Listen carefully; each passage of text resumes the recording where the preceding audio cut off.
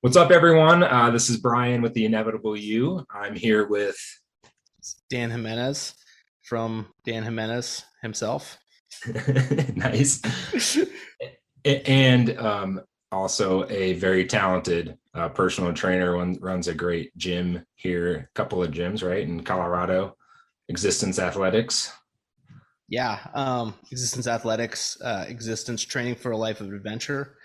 Basically, uh, right now we're kind of like a CrossFit style gym where it's more community based group classes, and we're kind of venturing into some different things that I've been working with Brian on and seeing how we can kind of expand our services and what we offer. Awesome. So we're trying out something new here. Our intention for this is well, we've got Dan and myself here that are we really want to focus on coaching, the getting behind the scenes on what we do with clients, bring in some case studies, some great stories.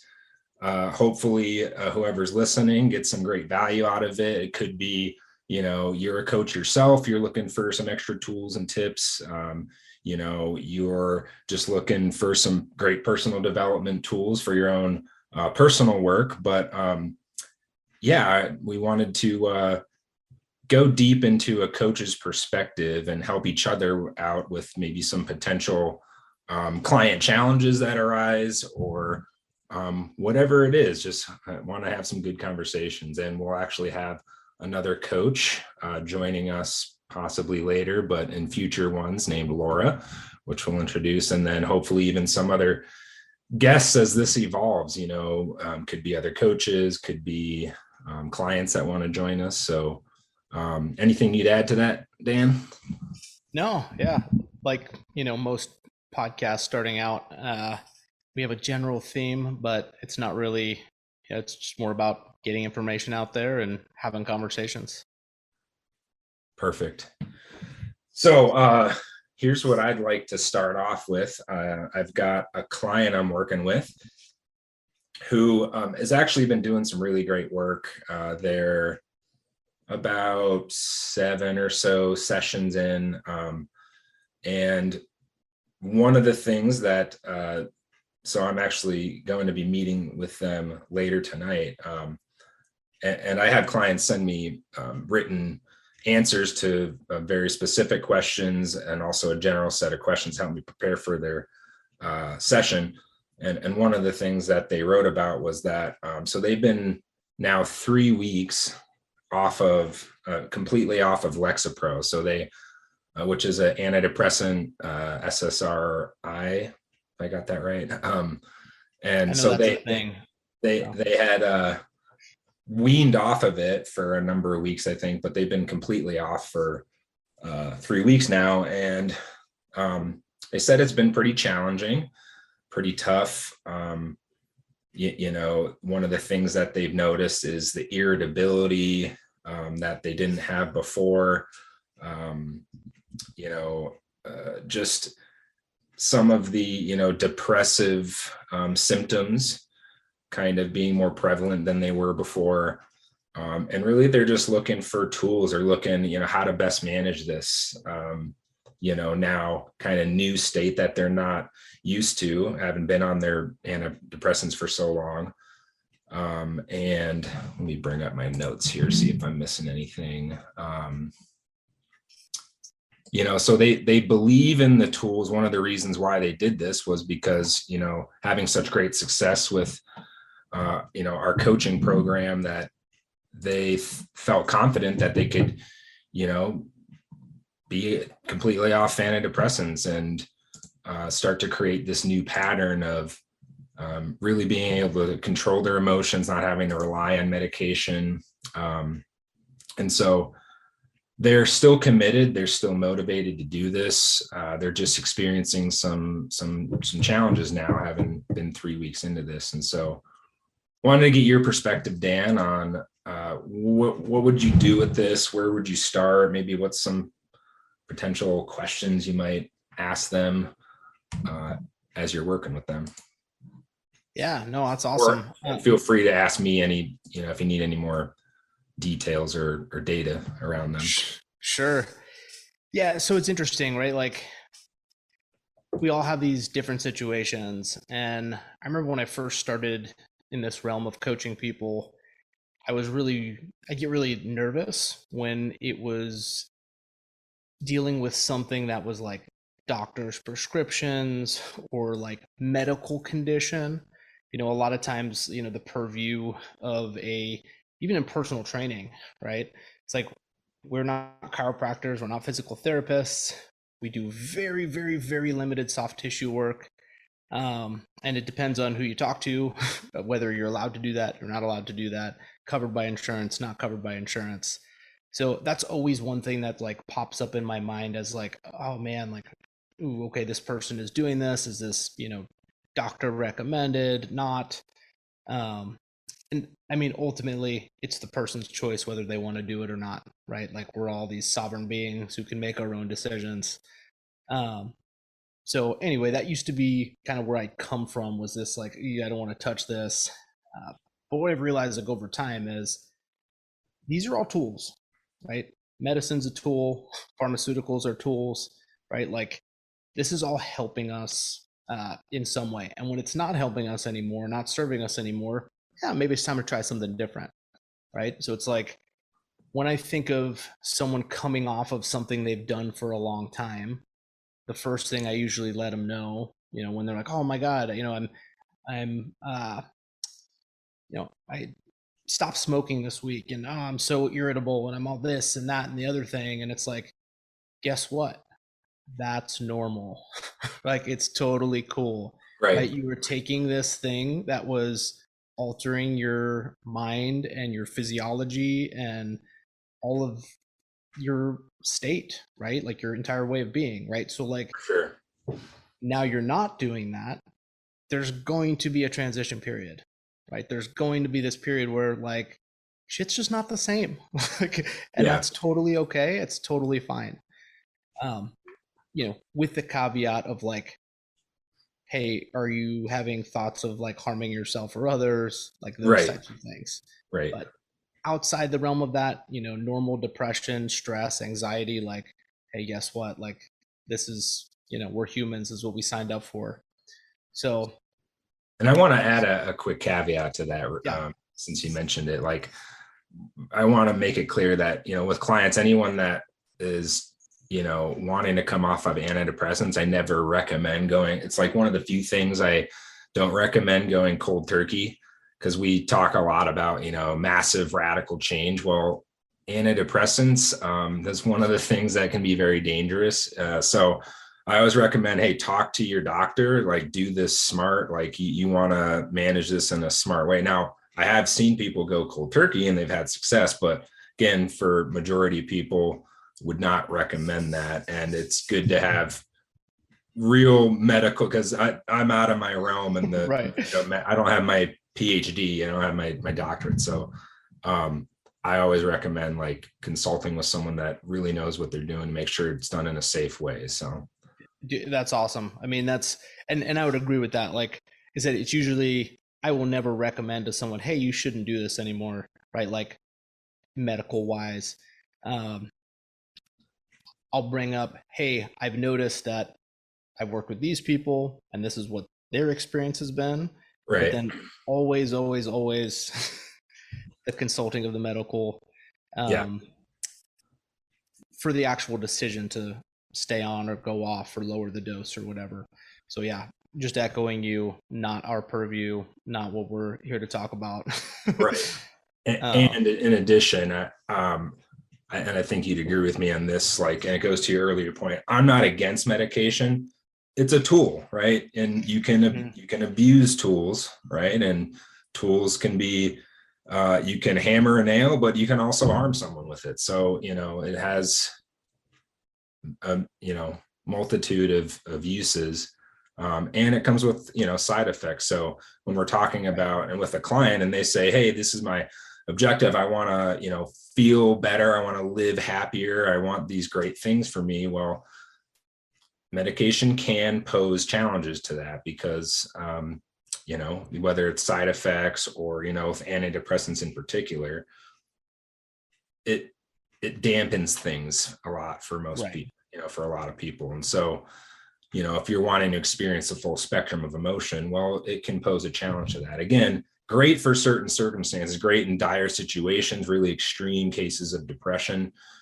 And also, it's not something to be totally, relied on or used as a crutch. Yeah. There's other natural, using the power of the mind, ways to create happiness, to, not be in such severe depressed moments. So I wanted to throw that out there as well, just for anyone that may be dealing with depression, or maybe you're on medication, like, not bashing it, just know there's other alternatives. Totally. I'd say probably the one thing you can't abuse is like meditation.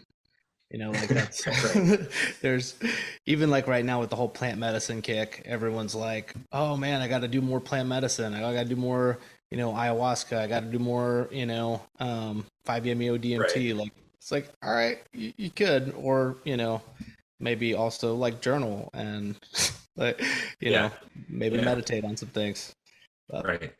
But yeah, back to your question. That's kind of my first entry, is just like letting them know like this is normal. This is Sure. totally okay. Anytime you change something, you change your diet, you change habits, like you change your diet, you might have some GI issues. Like that's just a thing, right? Right. Guess what? You start exercising, you start a new workout routine, you're gonna be sore, right? Things are gonna Right. hurt, Yeah. right? Like that's kind of the discomfort that is just gonna come from what you're doing. And as long as it's not outside of the realm of like, or as long as it's not, severe pain, illness, that type of thing, it's okay. Right.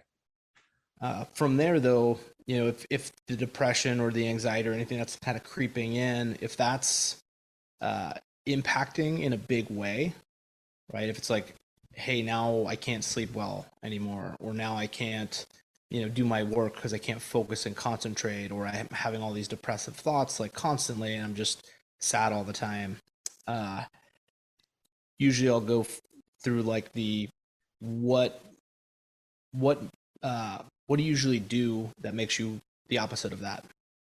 So instead of focusing on the problem, right? Like, oh well, what do you do that causes depression? Oh well, I sit inside. Okay, cool. Well, what else do you do? What else makes it worse, right? And it's like focusing on the worst. It's like, well, when are you feeling the opposite of that? When are you feeling happy? When are you feeling motivated? When are you feeling inspired?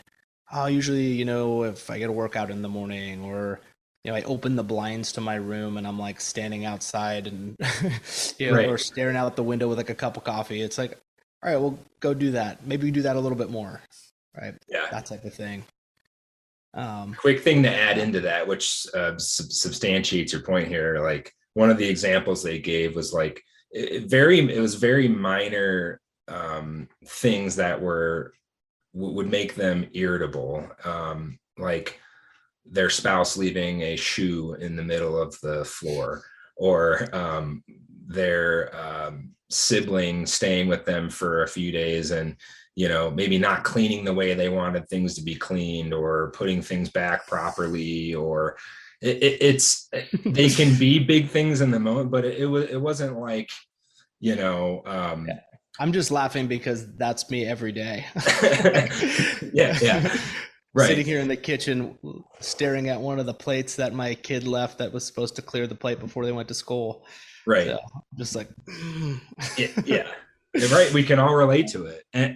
But, I bring this up as like their examples for, they even acknowledge like, yeah, I'm getting worked up and so irritable about things that are very minor in the grand scheme of things. So, what can I do about this? And it goes to your point. I think what you're saying, where their attention is going or their focus is where the energy is flowing, right? That old adage, like seeing the things that aren't going correctly, even the very minor things, right? Versus, and we have a tool for this. Do you know which one I'm about to bring up? I don't know if I've explained this one with you. Yeah, I'm not sure if I. So in the world, I was just thinking like, towards the versus away. It's very close to that. It's one of the three big, what we call meta programs, right? And so thinking of how, your mind operates just like a computer.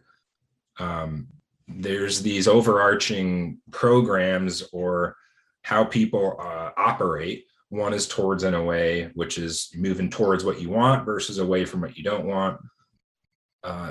The other, that's we've talked about, I think, pretty regularly, outside in versus inside out. Right. Are you motivated by external forces, what people say, think about you, versus are you motivated internally, what you want, what your heart says? And then the third, matching versus mismatching. Okay. Yeah. No, I haven't heard Shocked that. if we've never talked about this one. That's so crazy. Yeah. There's about 400 other ones we've talked about, but Yeah. Yeah. So yeah, explain a little bit about what that is. So here's the metaphor. Like, when you sit in a chair, does your mind immediately go to the things that you don't like about it? Oh man, this chair, it's so bulky, and man, it's kind of uncomfortable, and these armrests are too high, and there's no headrest. I'm going to get whiplash in this chair. So you're seeing all the things that you don't like about the chair. That's mismatch. You're mismatching or not matching to the things that you do like. And that's what matching is, right? Do you match to the things that you do like? Oh, this is a comfy chair. It's perfect armrest position, and it's got a good back support, and not too high up from the ground. You're seeing all the things that you like about it. Again, where your attention goes, right? Are you matching to the things versus mismatching? And so now extrapolate that. Think about, again, back to our example, seeing things in your environment, seeing things in your reality, your world. Do you primarily go to what you don't like, or do you primarily acknowledge the things that you do like or that are going right? Dude, I really love that. And I love that terminology because it takes the positive and negative out of it. Usually when I think of, I mean, all of these tools are super similar, right? Like glass half full, glass half empty, right? Or are you a optimist or a pessimist, right? But even those labels of, the optimist would be like, oh man, this chair is awesome. It's super comfortable. And it, right. I really, it fits my body perfectly. Whereas the pessimist would be like, it's creaky. It's a really hard wooden seat. It's kind of cheaply made. Right. But the whole optimist pessimist thing is there's such a good bad value judgment on that. Yeah. Versus the match mismatch. It's are you someone who looks for matches, or are you someone who is really good at identifying mismatches? Right. I think that takes a lot of that energy out of it, which I think is really cool. Yeah, that's a good distinction. It takes the judgment out of it, because this is not about, hey, just think positive and just be optimistic. And no, because I think the way I like to think about it, it makes it authentic, right? So what I match to might not be the same as to what you match to, or the next person. What you enjoy is totally different than what I enjoy, right? Absolutely. So it's true to the person, and the point is and especially emotionally, are you focusing on looking at the things that are not going right versus consciously putting effort into, not effort, but consciously focusing on the things that are going correctly, that either you're grateful for, or that you do enjoy doing. To your point earlier, well, what are you doing? I'm sitting in a dark room and I'm, perusing on my social media, and, versus no, where I feel happy is I go outside. I get sun. I'm getting fresh air. I'm, I don't know, golfing. I'm doing something I enjoy. Right. Yeah, no, that's huge. And that's yeah, I really, my head just went down this whole rabbit hole of how this applies to everything, and how, at the end of the day, your brain is just a filter for things. Yes. If you're filtering for, if you're filtering for survival, let's say, right? And that's a lot of people, especially right now, a lot of people are kind of in that survival mentality in all areas of life. But like, if you're, and even just to give you a little background, like Yeah. I've been through a bunch of survival courses, like actual like wilderness survival courses. I've taught a bunch of wilderness survival courses. Spent many nights out doing these like bushcraft scenarios, minimum gear type things. And what's really interesting is when you first get into survival, you were literally thinking about how to survive and focused on how to not die. Right. Right. Right. Uh, Even in my early survival courses, I teach like rule number one of survival: don't die. Right, like that's all you have to do. And what's really funny about that is like, sure, that's a great like basic needs, right? You're meeting your basic needs. But when you get really good at survival, it actually shifts towards the abundance mindset. So instead of like this scarcity survival mindset, it's more of this like, it's the going from what's mismatching, right? Hey, what's dangerous in this area? What do I need to avoid? What do I need to do Right. this? To a, oh yeah, that's awesome. That's a really great place to make a shelter. Oh, that's a Right. really good wind block.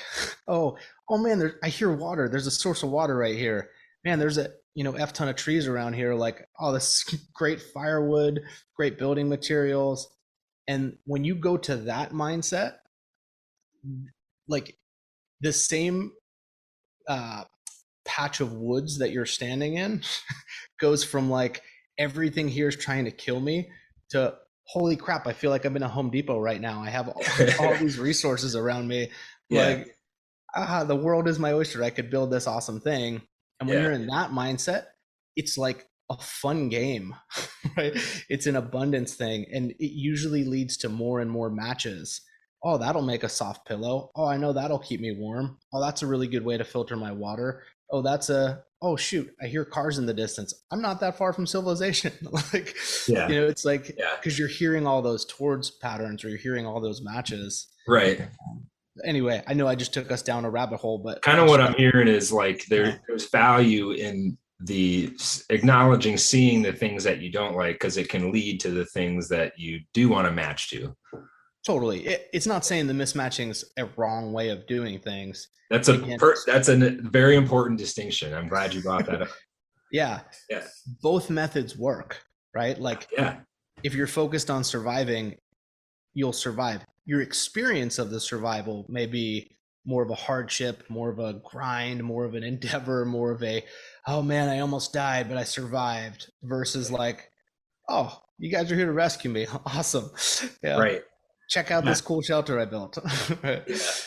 Our metaphor for that we use when we're explaining the mismatching tool is like, if you're building a space shuttle, like, what do you want a room full of? Who do you want your engineers to be? Do you want a room full of matchers or mismatchers? Mm, yeah, I could see that.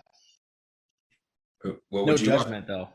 Yeah, yeah, no, that's explaining the point that it's not about one's good and one's bad. It's half full, half empty. It's both. Right. It's contextual. So, would you want a room full of matchers or mismatchers? Oh, I mean, obviously matchers. Like I think of no, I know you're gonna say both, Yeah, but yeah, yeah, hear yeah, me out yeah, because I know I've known you long enough. yeah, Here's what I would throw out, and yeah. maybe this is just throwing. This is again, this is my personal judgment, right? Like this is my filter of all my life experiences that I'm putting on this right now. Is when I think of that a scene in was it Apollo 13 when Mhm. they're Yeah, group of engineers and scientists in a room and they're like, all right, they got 4 hours of oxygen left, you need to build a filter, and they dump out like all of these tools, like this is all they have on the ship. When I think of a mismatcher, and again maybe I'm skewing this, I think of well, that's not going to work, oh, this is why this wouldn't work. And yes, absolutely brings value to the table, so I wouldn't. Now you're convincing me of both would be good. so you're convincing yourself. Yeah, No, but you're yeah. actually bringing up. This is why it's contextual, because in the Mhm. example you're giving from Apollo 13, I'll let you finish that. You're Yeah. out there. Well, just the fact of like, you want people are like, oh no, this could work. This is how this could be Right. used. This is how that could be used. Like typically, and again, a judgment thing, like when I think of someone who's a matcher, they're usually more creative, right? Because they see more possibility, Sure. not just how that doesn't work. Like, oh, this is just a metal cup. It's used to hold water. That's all it can do, Uh-huh. right? Not like it could also protect something that needs protection. Like I put an egg inside and now like, Yeah. right, it's protecting Right. the soft thing inside, but you wouldn't have thought of that. Or like, hey, this is steel and it can get really hot and it can reflect sunlight or it can reflect heat. I could use this as a heat reflector for my fire to bring more, heat to my body. Like Right. Right. I could use it as a shovel, right? Like typically when I think of, this whole match versus mismatch, it is the more of like open-mindedness to possibility versus well, that's a cup. I can't use this for Right. anything. Yeah. And maybe that's just a limited thought. No, I think it's an interesting point. I haven't really thought about it that way. I think there's a lot of truth to that. So, in the metaphor, like if you're building a space shuttle, yeah, you want people that find things that are wrong, or else it's going to blow up in the sky, right? But at some point, you need a matcher that says, you know what, it's ready to fly. Like we're good. We've thought about all the scenarios. This is, let's get this thing in the air, right? Like you need someone to. It can't just be mismatching all day long. So that's why, again, there's value to both of it, and it's very contextual, right? Depends For on sure. the specific situation. Again, just to reiterate why it's not about good or bad or right or Mhm. wrong. It's just consciousness on like, if you're just mismatching all day long, if you're just acknowledging all the things that you don't like what kind of emotions is that gonna lead to, right? Like Totally. typically not very enjoyable emotions, right? It's going to be frustration or irritableness, again, to bring it back to Mhm. the client here. Like, so Yeah.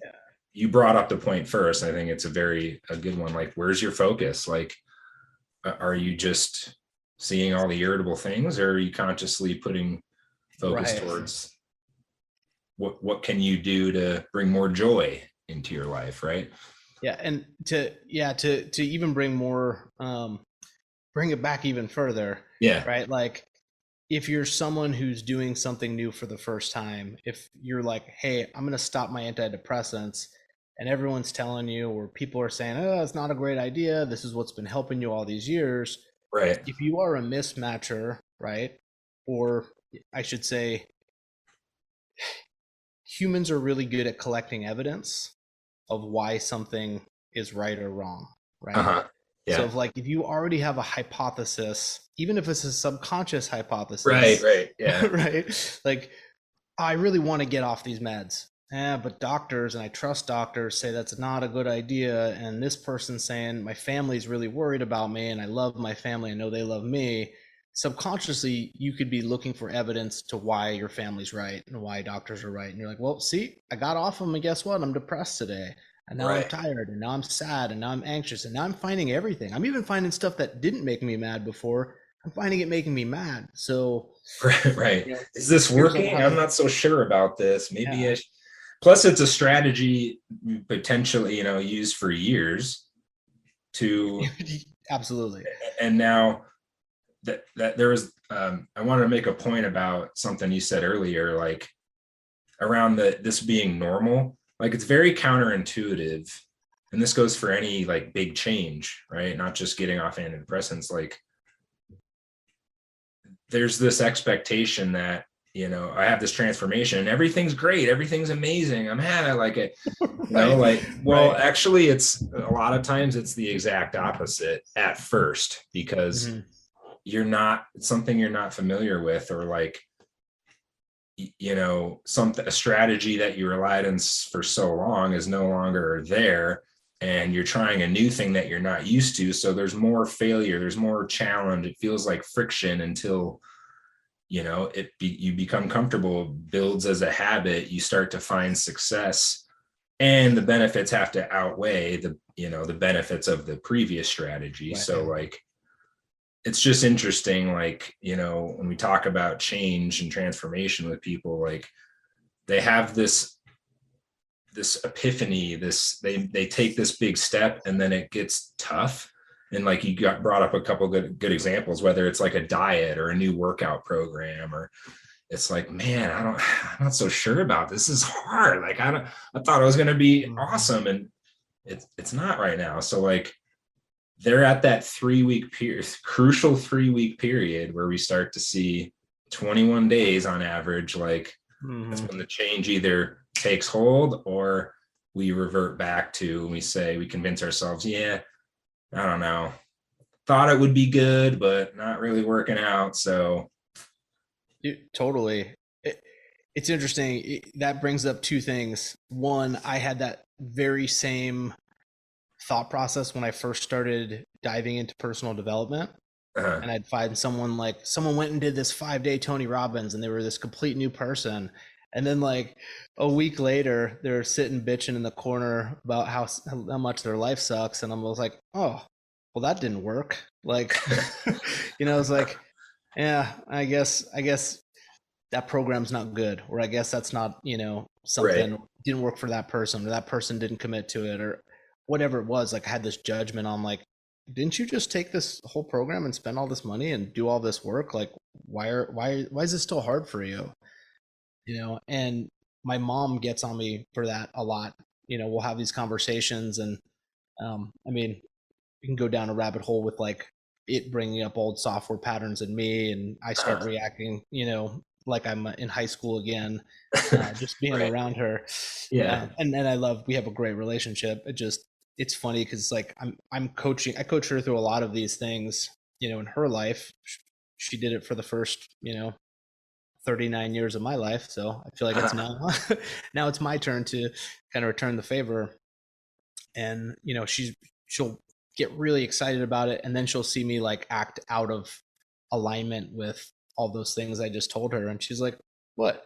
I thought you're supposed to be this like enlightened person. And I was like, whoa. Ooh. First off, I've never used the E word because I cringe when I hear it as a label. But I was like, but second off, I'm like, this is a practice, right? This is something that we're learning. It's something that we're doing, and it's new to all of us. And just because I told you about it last week, I'm still learning it, right? Like this is my favorite metaphor about this. And you mentioned taking that big step forward is walking. So when you're a baby, right? First, you can't move. Then you just wriggle around. Right. Then you roll over. Then Yeah. you crawl. Then you walk, right? Mhm. Well, in the crawling phase, and you learn to crawl and you're crawling all over the place and you're really fast, but it's a little bit inefficient. And, you're scraping your knees all over the place and your hands. And, then you don't have your hands free to hold something. If you're trying to hold your bottle and crawl across the floor, you got to kind of like push it and crawl and push it. And you finally realize that you could take a step, and you take that first big step. And oh, this is amazing. Oh yeah, this is fall, right? Yeah. And then like you fall on your butt like 50 times, and then like 100 times, and then maybe you take 2 steps, and then you fall again. But this next thing is better and more efficient, and right. it's going to make your life amazing. And also, just because it's a thing and you've taken a couple steps doesn't mean you're a master at it. Oh, and by the way, when was the last time you tripped walking? For me, it was this morning. Yeah.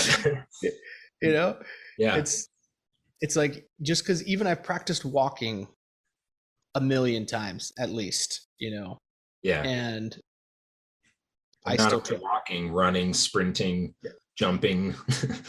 Totally. And you still trip. You still trip over your own feet, right? Like it happens. So, to think with personal development or ways of thinking or, new mental software that like, cool, got it. Now I'm a master. It's like, yeah, man, no, not going to happen. Not that way. It's a brilliant metaphor. I love that. And yeah, it's just like, the going, it gets a little tough at first, or it gets, it can get worse before it gets better, kind of thing. Like, until you really get used to those first few steps. And it's that 21-day period. Like, on average, they say that's how, when change occurs in the brain. Sure. So they're at this crucial junction. And these are brilliant metaphors, I think, that would reassure them. What would you do to help them reframe towards, moving from this place of seeing what is not working or seeing how painful it is to the flip side? So that's a great question because when everything we've talked about, focusing on matching versus mismatching, focusing on what'll help versus what's more stuff that'll keep you in this shitty place you're in. Yeah. Um, And I'll give you one quick example, like Sure. a sentence, because we're very focused on language here. The first couple of sentences that they sent: I'm doing okay. I've been completely off Lexapro for 3 weeks, and it's been kind of tough. Interesting. First of all, right? There's good, bad, good. Yeah. Like, yeah, what would you do with that sentence? So read the first sentence off again. Yeah. It's, I'm doing okay. I've been completely off Lexapro for 3 weeks, and it's been kind of tough. And then they go into the irritability and stress and some things not working and blah, blah, blah. Yeah. Again, for me, I'm really into like the holistic view of the person. So like getting more background of like the model of the world, all the paperwork and all the different questionnaires and things that you guys do in the beginning of your, intake process, being able to look through that and kind of seeing bigger patterns of where their mind, how their mind works, what happens, all that type of thing. Because it's really easy, right off the bat, two ways I would go about it. There's either creating that better version of you, or like, what does happiness look like? What does joy look like? What does your life, not just okay, right? It's going okay, but Right. like, what does it going great look like? Yeah. What is it going magical? What does that look like? What does that feel like to you? So that's one. When I've worked with people long enough, or I know the person, well enough, or in their model of the world, it's clear enough that they already get the basics and they're past a lot of their, old bullshit. Like that's usually where I'd start, is that kind of creating the future and pointing in that direction. Yeah. Love it. If it's someone who either I'm new to, or I only know the sentences you told me so far since we've been talking. And I'm just giving a little more context too for the listeners, and like one more data point for you to work with, because I gave a pretty quick summary, and you're working with very limited information. So I know that's challenging too. But with that limited information, it sounds like there's more roadblocks and obstacles, and like I would say the deepest pain point, or the what's the source of the problem, I feel like hasn't really been uncovered yet. We haven't gone through what's the deepest truth that is running their operating system. If your mind is software, that type of thing, like I would probably start there. And always good. Yeah. Yeah, I would go down the route of like, okay, what's causing you to say this? What's causing this program? What's tough to you, right? Like, what does tough look like? What does tough sound like? And then, well, what makes it tough? It just diving down to try to uncover the layers of like, what's the program that caused you to say that sentence? Right? Correct. Like, Yeah. what's the program that's outputting? If you believe that and I'm totally making this up, right? But like, if you believe that like you don't have the power to do stuff on your own, and that you need external intervention, or you need medicine, or you need, or you're not good enough, or whatever it is, Right. you're going to create a sentence that kind of like mirrors that, right? It's going to Well, be yeah, absolutely. You're absolutely right. And just based on everything we've talked to up to this point, mainly taking into consideration the matching, mismatching, right? Like we've established this person is primarily right now in a mismatching pattern, right? Mhm. With that sentence, I'm doing okay. I've been completely off Lexapro for 3 weeks and it's been kind of tough. And then they go into all of the, being irritable. Here's why, and I'm stressing out, and blah, and that's the story, right? They're telling me Right. that this is what my reality is, and here's the data points and things. I'm going to come back to cause and effect in a second because that's really important. But taking into consideration everything we've talked up to this point, like, what do you do with that one sentence? Are they matching or mismatching? Right. Yeah. I mean, it depends. I guess it depends how you look at it. Like, Yeah. I think they're matching to the circumstances, right? In terms of like, it's been going okay because I am completely off this, and because I'm completely off this, things have been tough, right? So like, I'm Right. looking at it as I guess it's a mismatching why things aren't working. But again, this matching versus mismatching is it's new to me, but um, they're doing a really good job of proving that what they're doing isn't working for them. Yes. Well, yeah, yes. And again, I know you are dealing with limited information, and just the fact that, like, in going back to my question, how would you start to reframe this for them, or get them from this place of mismatching, or seeing all the things that aren't going right and why this is tough and why they're irritable and why they're stressing out and all these things, to a better feeling place? Like, holy crap, 3 weeks? That's incredible. Like, who does that? Right, Who right. who goes from being on antidepressants for, years, to making a decision to not do that and do this now? And it's been 3 weeks. Like, oh my God. Right, that's awesome. But I didn't feel, I didn't feel that. And, I'm, what I'm mostly hearing is about why you're irritable. Right. Yeah. So That's just one example of, what I would use. Like, no, dude, I think that's great. And yeah, the fact, it's funny when you were reading it in my head, like, I didn't comprehend 3 weeks. That is a long amount of time to be off of something that you were doing on a daily basis. yeah, But yeah, most that's people would give up by this point. right. And to only for things to be going okay, not like the world is burning down, like that's damn good. And so, and I'm very tender with this too. It's not like I'm dismissing their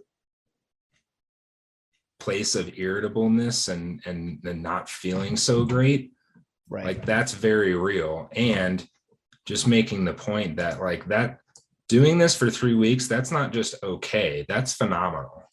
And like, really feeling awesome about that, making sure they're really feeling the power in that, because it's right now predominantly, it's the volume of the irritableness is playing louder than the volume of, like, look how awesome I am, for even as challenging as this is. And I'm getting my ass kicked. I'm 3 weeks in. This is incredible. Right. That kind of mental, right? That, to use one of your recent examples, soundtrack, right? That's playing in your head, the song, right? Mm-hmm. And back to your point about cause and effect, just to give some context for listeners too, like, That is so very important, especially in this conversation, because so often people try to approach something or solve something at the effect level, meaning the metaphor is like take ibuprofen for your headache. That's going to help. Right. But like what caused the headache in the first place? Right. Was it, you're overworked, you didn't get enough rest, whatever it is. Right. The same rule applies, and it's very important to be at the causal level in your psychology to say, well, what's creating this pattern in the first place? Not because when you think about medication in general, it's more at the effect level. It's not addressing the root cause. It's just putting a Band-Aid over. And again, it's useful. It's a useful tool. It's a tool. Totally. Yeah. And it's interesting. You mentioned like the headache thing and ibuprofen, right? Like ibuprofen's an amazing tool to take the edge off, to stop the headache, to get you out of this severe pain, so that you can go and address the issue. Right. Yeah. Like, I'm so hungover today, right? And like, I'm going to take some ibuprofen. It's like, cool. Then go drink a bunch of water, get some electrolytes in you, right? Like eat a good meal, get some sunshine, go for a walk. like that's how you can, yes, that took the edge off, but then you still also have to go address that root problem. Yeah, exactly. So what's creating the either anxiety or depression in the first place? There's, to your point, some deeper examination to be had here. It could be they're unhappy with their job, or maybe it's they're unhappy with their relationship. It's something's going on that's creating this in the first place. And there's a really interesting conversation that's still going on. It's a question of like, we don't know what comes first. If it's a thought pattern that creates a chemical imbalance, meaning does depression happen because of some just naturally or, biological processy that's occurring? Or is it a thought pattern? Does it originate in the mind and then the biological processes follow? We don't know. Like, there's theories out there. Super interesting you bring that up. A study just came out saying that, like, and I'm going to totally butcher it because I've only seen a couple of the people that I follow post the headline of the study, but basically that chemical imbalances and depression are like not really linked as deeply as they once thought. Right. Yeah. And to get even further down like the line of this, right, or to get ahead of this, is like, does it really matter if you know, right?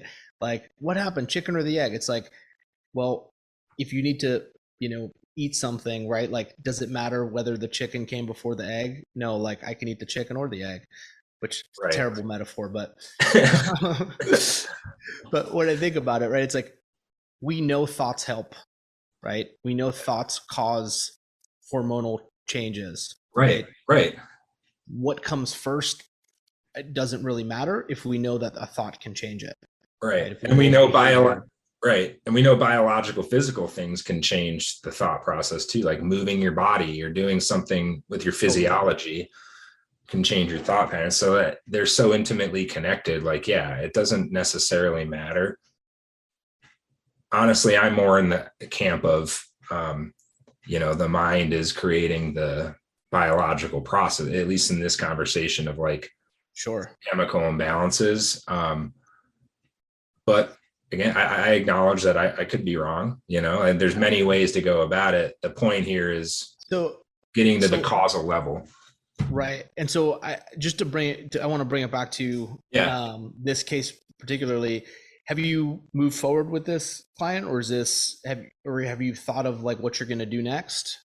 Yeah. And honestly, this conversation has helped me plan for what I want to do in session and the tools I want to use. So things like matching and mismatching, and, the fact that hey, you've made this amazing change. And yeah, initially you can be met with some resistance because you're out of your comfort zone. This is totally new for you. And I mean, how amazing is that you've gone 3 weeks, old song on the radio, right? Like some of these things, they even made a sentence like, some of the things that I thought I overcame have come back, and I'm struggling a little bit. Well, guess what? Old software, old patterns don't, I should say old programs don't entirely get deleted. Old psychology, it's always there, that base software system. It opens up from time to time, especially in really high stress, intense situations. Like we go back to what we know. We want to, Right. Old software, old you wants to return to safety and comfort. So it's a naturally occurring strategy. So as some examples, but yeah, I mean, the long story short is, or just to kind of summarize where they're at, like they're doing an incredible job. Like this is an example. This is a client that has made huge changes in just 6 sessions, basically. And like the fact that they decided to, ditch their antidepressants and do this, like see the power of their mind and like start creating some real results for them. So like they're doing an incredible job, and it's more of maintenance, consistency, follow up, refinements, added tools here and there. So yeah, that's awesome. Did that answer your question? Or yeah. No, just kind of wrapping this whole conversation up, just the whole, back to the original question of like, this is what I'm working with, and like yeah. I mean, this is what's cool about being a coach, right? We have tons of tools to use. It's like, oh, what can I use for this? Like, does this match the job? Right? Is this, and a lot of times you'll use something like, oh, this is the perfect one, and it won't work. Or it's like, oh, that didn't land at all. You totally, okay, all right, gotta, shift, adjust, fire, and go back to the drawing boards. Something else. And that's, and I'm so glad we started to have these conversations, because this is super helpful for me. Learning the matching versus mismatching, that gives me another way. Again, I need to play around with this a little bit more and understand it a little deeper, but it takes the energy out of the right, wrong, the bad, good, right? It's another way that I can, not only is it another way I can relate to people and use as a tool, but it's also something I can use to see what filter I'm using on scenarios. Because it's not just like, oh, I'm a matcher and everything I see. It's like, I may be that until it comes to cleanliness and organization. And all I see is crap my kids left around the house, or my wife left around the house, or I never leave anything around the house. So just kidding. Yeah. So it's even situational based. And so like these tools are hugely helpful, even just for me in my life and navigating, this whole human experience. Yeah. And it's great to like, really explore all these tools. Like there's distinctions, and it's so contextual, because like at what point does matching become disempowering? Because, maybe you're ignoring the things that aren't going right, that need to be addressed and need to be corrected. Like you're just, for sure, oh, it's okay, it'll work out. You're like rationalizing the bad stuff, right? Then not really getting the value from it. So it's like, again, the key word in all of our conversations, consciousness, like having a conscious view of it. Like, do I like this? Do I not like this? Is this half full? Is this half empty? What meaning? We're meaning, what was the term I heard the other day? Meaning creating machines, right? Like it's all consciousness, keeping to put meaning. Yeah. One last thing, and then we can wrap up. What you said reminded me of one of the hot things I've seen now is toxic positivity. And when I first heard toxic positivity, I like almost flipped my laptop over and was just like, fuck this, you got to be shitting me. Like, being too positive is a bad thing. Like I was super, I was like, that's just some bullshit people made up. Yeah.